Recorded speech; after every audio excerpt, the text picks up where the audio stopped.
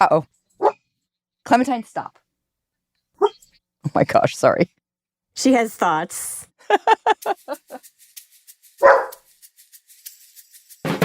From the New York Times, I'm Sabrina Tavernisi, and this is The Daily. Over the past decade, the cost of veterinary care in the U.S. has skyrocketed, as healthcare for pets has come to look more like healthcare for people. Today, my colleague Katie Thomas on how vet care became a multi-billion-dollar industry and the fraught emotional and financial landscape it has created for pet owners.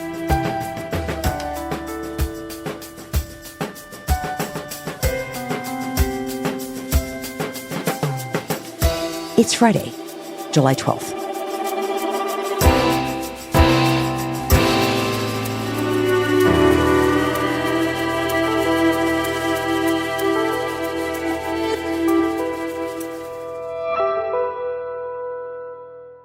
Katie, welcome to our Friday episode.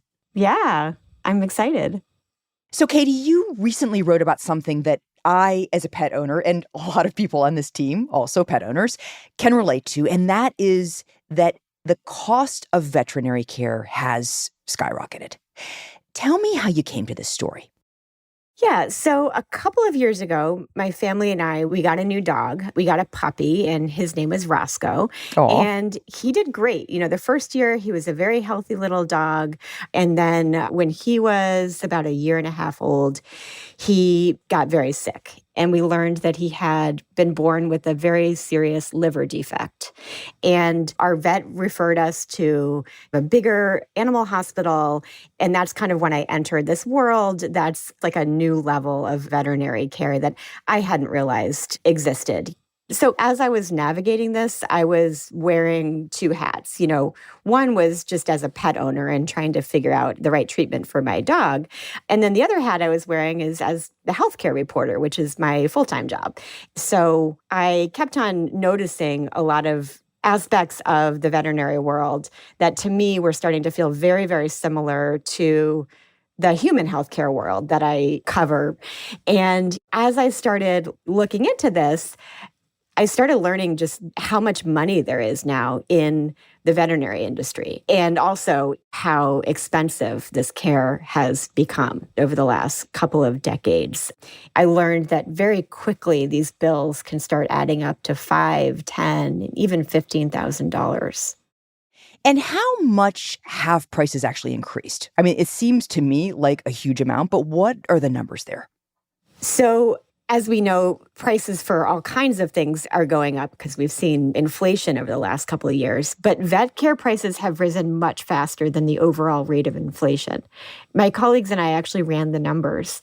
And in the last decade, the price of services has risen about 30%. And in that same period, veterinary care has gone up by more than 60%. Why is that, Katie? I mean, that's the question here, right? What's going on? So when I started reporting this out, I found that there were a number of factors that were contributing, and they're all intertwined. One is just that the culture of owning a pet has changed. More and more people are owning pets, and there's different surveys, but anywhere between like 60 to 70% of American households have a pet. And as those of us who do have pets know, we kind of see them more and more as members of the family. I mean, one example is like dogs used to live outside, right? Or sleep in a garage or something. And now there's this one survey that I found that almost half of Americans sleep with their pet. I would never do that, Katie. No, none of us would. And we just need to walk into any pet store to see, how much money people are spending on pets for cute outfits, birthday cookies.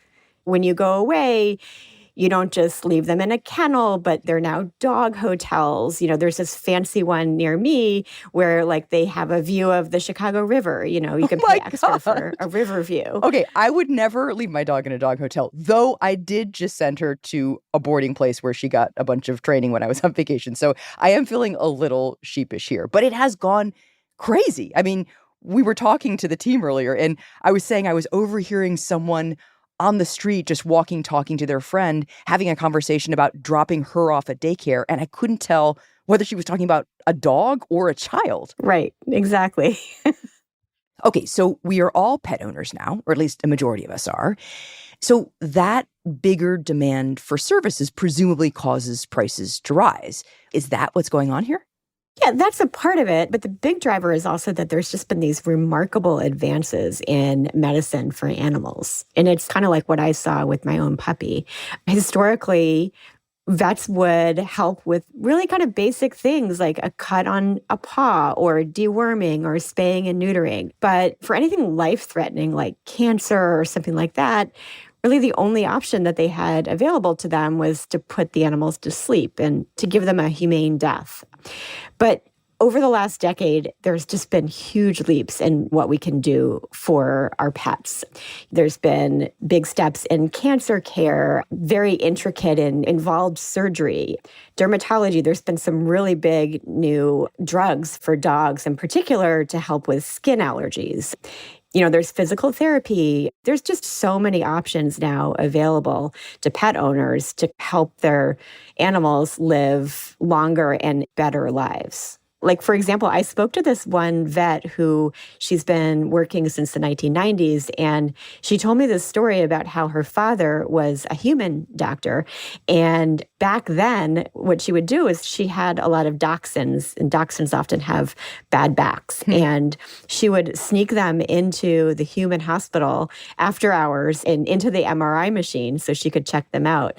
And today, she has an MRI machine. And, many animal hospitals have MRI machines for animals. So that's really a measure of how things have changed even since the 1990s. Yeah, and it's pretty amazing and great that we have these options available for our pets. But it also costs a lot of money to do all of this new stuff, which brings me to another big change that I found in my reporting, which is this has become very appealing to big businesses. Because just remember, historically, veterinary offices were small businesses and they were staffed by animal lovers, not business people. And that has made it an enticing target for investors because they see an opportunity there. Okay, so big business spots an opportunity here. So what happens? So basically, big companies and private equity firms start buying up small chains and individual clinics. They pretty much go on an acquisition spree. One big example is the conglomerate Mars, which is probably best known for selling candy and also pet food. Little known fact, Mars is also a big dog food manufacturer, not just a candy bar maker. Yes, it makes a lot of different dog foods, and it's been in the pet world for a long time. But over the last several years, they've also bought up the big veterinary chain VCA. They also own Banfield, which is in a lot of the PetSmarts, which is a big pet store chain. They also own a specialty hospital chain called Blue Pearl. And then in addition to that, a lot of private equity-backed firms have been buying small individual practices. That trend really peaked in 2021, for example. And so the situation that we have today is that a quarter of all primary care vet clinics are now owned by corporations, and 3/4 of specialty hospitals are owned by companies. And Katie, how does this consolidation, in some cases 3/4 of all clinics owned by big companies, how does that affect these high prices we've been talking about?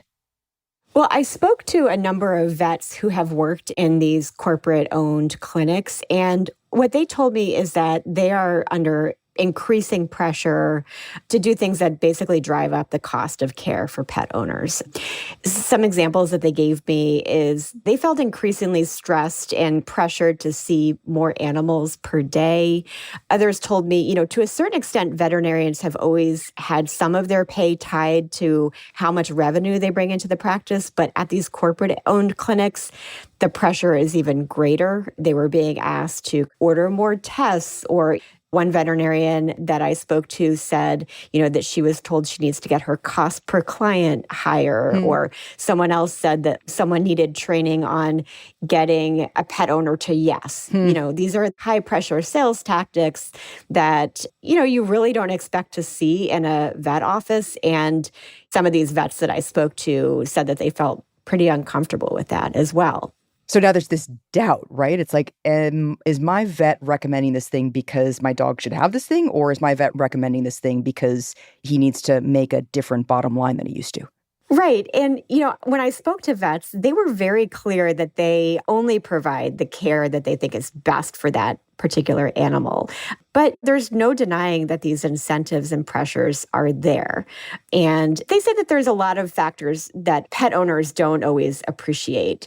One of them is they are very forward, public facing, kind of almost like a retail store. They get Google reviews, Yelp reviews. And so they're very worried about not providing the top level care and perhaps getting eviscerated in reviews. And so sometimes that can put pressure on them to make sure that they've done absolutely everything they can for an animal. The last thing is that a lot of veterinarians do still own their own clinics, and they told me that they're facing all of the same rising costs and pressures that any other small business owner is facing. And that includes paying a living wage for workers in a pretty tight labor market, the rising costs of prescription drugs and lab tests and other equipment. And they say that a lot of times pet owners just see the high price tag and they blame the person in front of them, which is the veterinarian. Okay, so the rise of this corporate consolidation we've been seeing has meant perhaps higher prices and has put more pressure on vets. But are there any upsides in it for us, for consumers? I mean, just one example from my old neighborhood in Washington, D.C., there was a new chain that moved in that was 24 hours, and that was a great option for my very accident-prone dog. She suddenly had a couple of different options of places that we could go in the middle of the night if something happened. For sure. I mean, anytime there's more money available, you can invest in better services, nicer offices, nicer waiting rooms. There's more money for better equipment and investing in some of these specialty services that we've been talking about. So there are definitely benefits to this.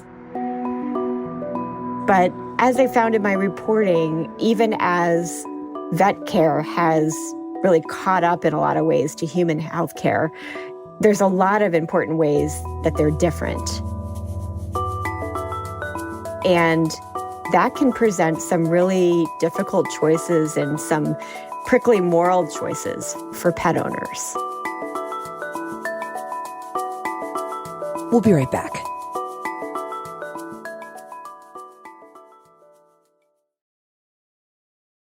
So, Katie, let's dig into the ways that pet care is actually different from human care, setting aside the fact that pets are not people. So talk to me about what these main differences are. The biggest difference is how the pet care gets paid for.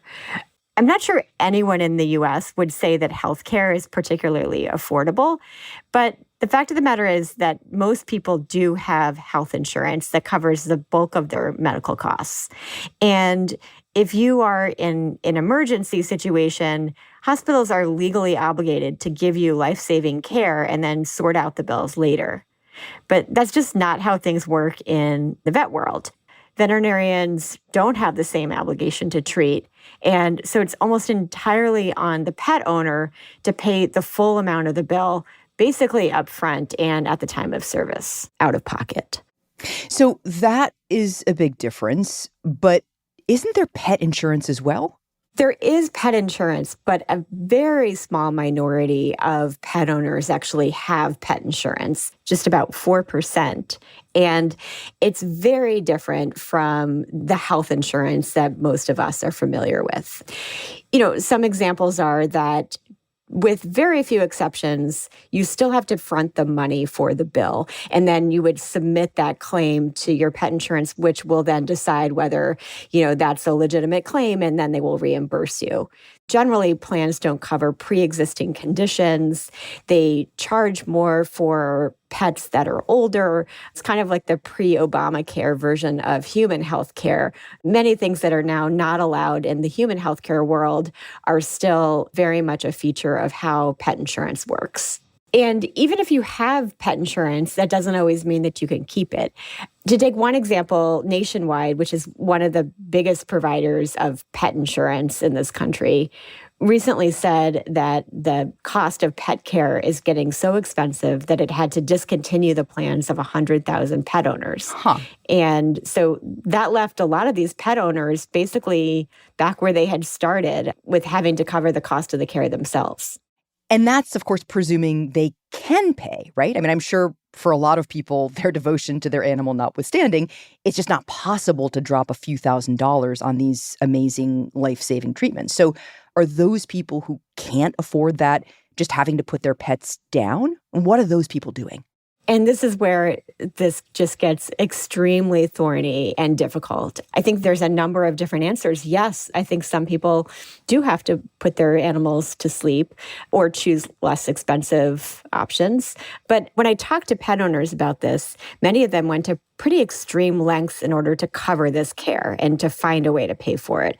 I spoke to people who dipped into their retirement funds. I spoke to somebody who donated blood plasma, someone else who took on a second job in order to pay for this. And many people also charge it on a regular credit card like a Visa and then pay it off.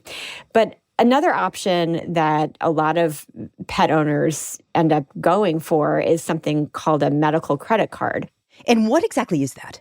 It's a specialty credit card that's offered at a lot of these veterinary clinics. It's right there on the counter often. And the way that these cards generally work is that there's an introductory period, say 6 months.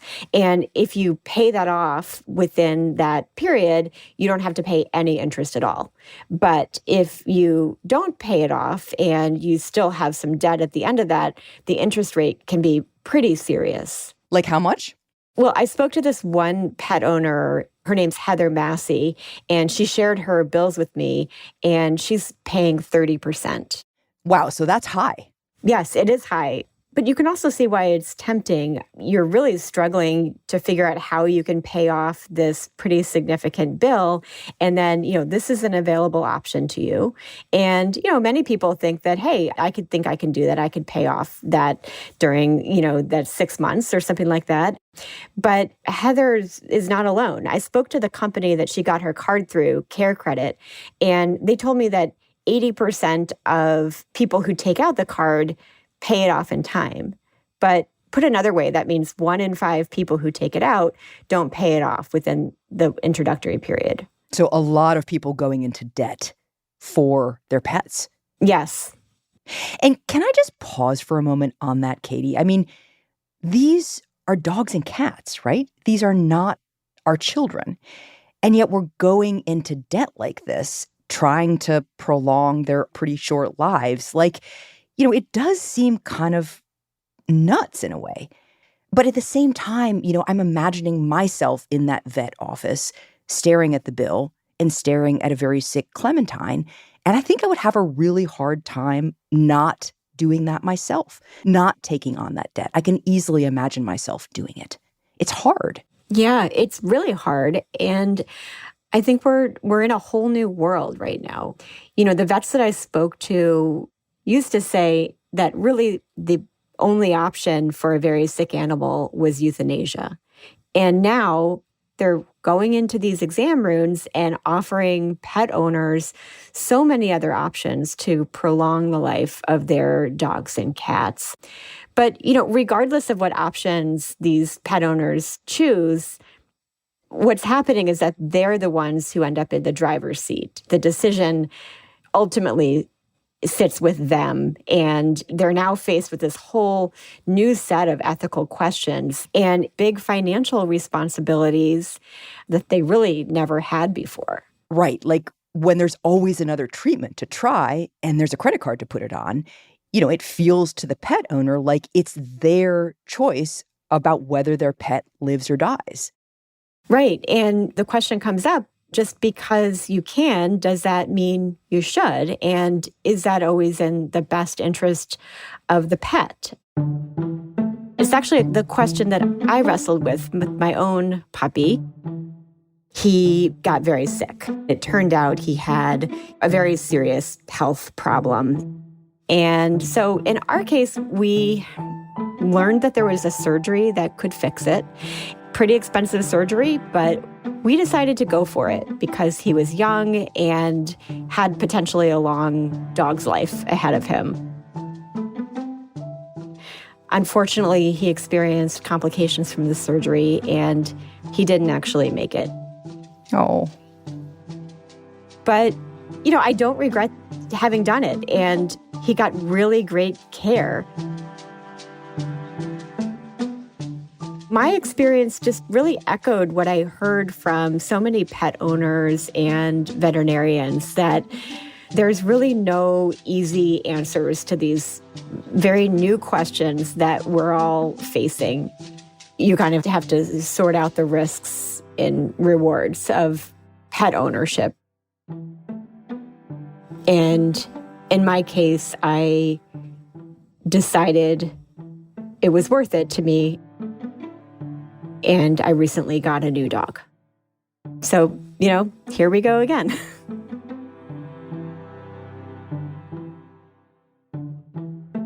Katie, thank you. Thanks for having me.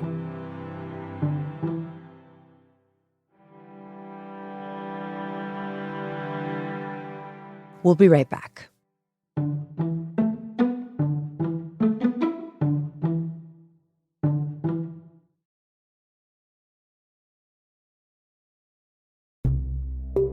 Here's what else you should know today.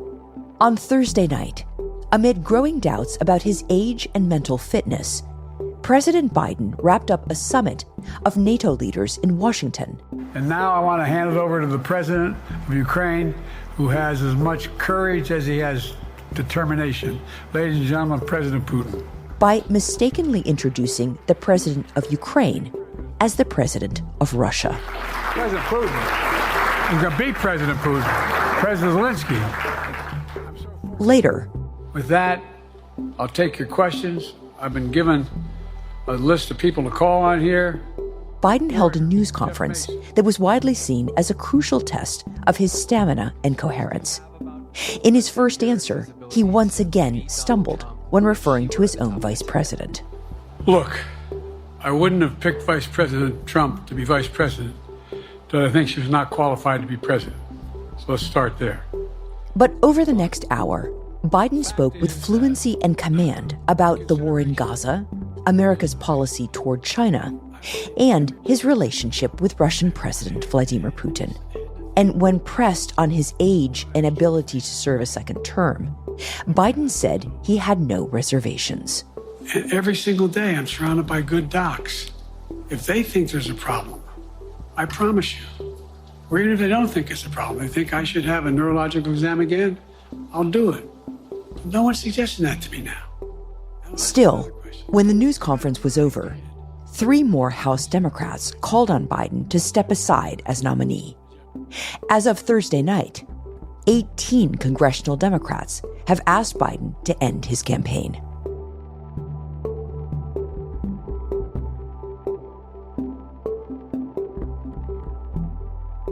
A quick reminder to catch a new episode of The Interview right here tomorrow.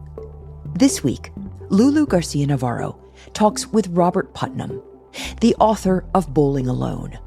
For decades, he's been warning about the decline of American community and what that means for our democracy. We're not going to fix all these problems in America, polarization, inequality, social isolation, until we start feeling we have an obligation to care for other people.